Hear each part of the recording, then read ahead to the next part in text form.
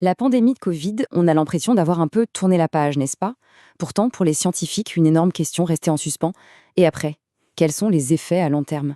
Ils ont donc lancé une vaste enquête pour tenter de débusquer les secrets que le virus aurait pu laisser derrière lui, bien cachés dans notre corps. Regardez ce chiffre, 800 millions. C'est vertigineux. C'est le nombre de personnes qui ont survécu à la Covid-19 dans le monde. Alors face à une échelle pareille, on comprend bien que saisir les conséquences à long terme de la maladie, ce n'est plus juste important, ça devient une urgence. Et c'est là la question centrale. Une fois l'infection passée, est-ce que tout est vraiment terminé ou est-ce que l'histoire continue de s'écrire, mais en silence? C'est précisément ce mystère que la science s'efforce aujourd'hui de résoudre. Pour trouver des réponses, on a donc mis les grands moyens. Une immense étude internationale a été lancée, l'étude cartésiane. Son objectif? Simple en apparence, mais absolument crucial, aller voir de très très près comment se portent nos artères après une infection à la Covid. Le concept au cœur de tout ça, c'est le vieillissement vasculaire.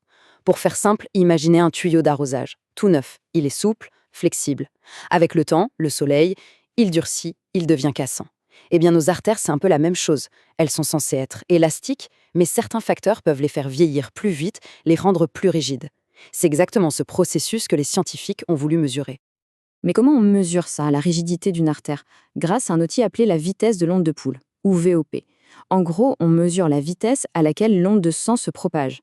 Et la règle est simple, plus cette vitesse est élevée, plus l'artère est rigide, et donc, biologiquement, plus vieille. C'est un excellent indicateur. Alors, pour que l'étude soit vraiment solide, les chercheurs ont comparé 4 groupes bien distincts. D'abord, un groupe témoin, des personnes qui n'ont jamais eu la Covid, puis 3 groupes de survivants, classés selon la gravité de leur maladie. Ceux qui ont eu une forme légère, sans aller à l'hôpital, ceux qui ont été hospitalisés, et enfin les cas les plus sévères passés par les soins intensifs. Les résultats sont tombés. Et oui, l'étude a bien confirmé qu'il y a un lien entre la Covid et la santé de nos artères. Mais la vraie surprise, le truc qui a vraiment étonné tout le monde, se cachait un peu plus loin, dans les détails des données. Au début, tout semblait pointer vers une tendance générale. Mais c'est au moment où les scientifiques ont eu l'idée de séparer les données par sexe que là, tout a basculé. Une histoire complètement différente est apparue.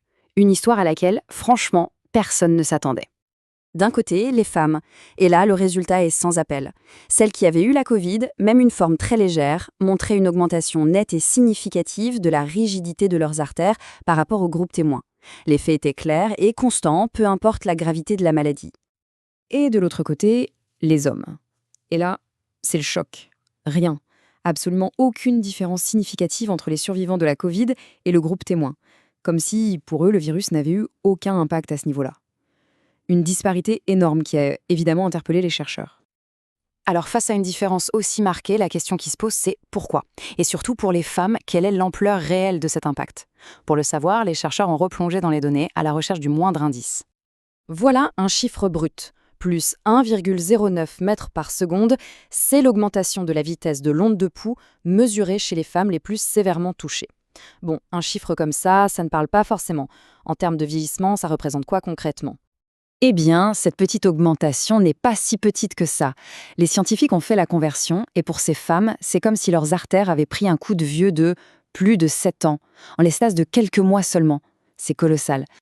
Et ce qui est peut-être le plus marquant, c'est que ça ne concerne pas que les cas graves, non. Même les femmes qui ont une Covid légère présentaient une rigidité artérielle équivalente à environ 5 ans de vieillissement supplémentaire. Ça montre bien que l'impact est très large. L'étude a aussi fait le lien entre cette mesure très physique et l'expérience vécue par les patientes. Et les résultats sont parlants. Les femmes qui rapportaient des symptômes de Covid longue avaient des artères encore plus rigides. Ça suggère une connexion directe entre ce vieillissement vasculaire et ces symptômes qui s'éternisent. Mais heureusement, il y a aussi une note d'espoir dans ces résultats, la vaccination. Il semble qu'elle joue un rôle protecteur. En effet, les femmes qui étaient vaccinées présentaient une rigidité artérielle bien plus faible que les femmes non vaccinées, ce qui laisse penser que le vaccin pourrait aider à atténuer ces dommages. Ok, on constate donc ce vieillissement accéléré. Mais la question cruciale, c'est est-ce que c'est permanent? Est-ce que ce coup de vieux est définitif? Pour le savoir, il fallait suivre les participants sur le long terme. Et là aussi, les nouvelles sont plutôt encourageantes. Après 1 an, alors que le groupe témoin continuait de vieillir normalement, on a vu que la rigidité des artères chez les femmes s'était soit stabilisée, soit elle avait même commencé à s'améliorer un peu. Ça laisse espérer que cet effet n'est peut-être pas une fatalité. Bien sûr, en science, rien n'est jamais gravé dans le marbre. Cette étude est un chapitre majeur, un énorme pas en avant. Mais ce n'est pas la fin de l'histoire. Au contraire, elle ouvre la porte à plein de nouvelles questions pour comprendre les mécanismes exacts et les implications à très long terme.